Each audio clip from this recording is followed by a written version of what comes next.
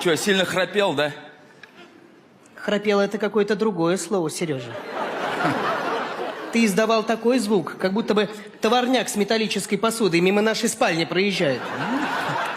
Как будто бы лавина на духовой оркестр упала. Как будто бы медведь рычит и срет одновременно, Сережа. Я понял. В микрофон, Сережа. Я понял. Понял. Сереж, я высыпалась только когда ты спал в гостиной. А я у матери влюблено, Сережа.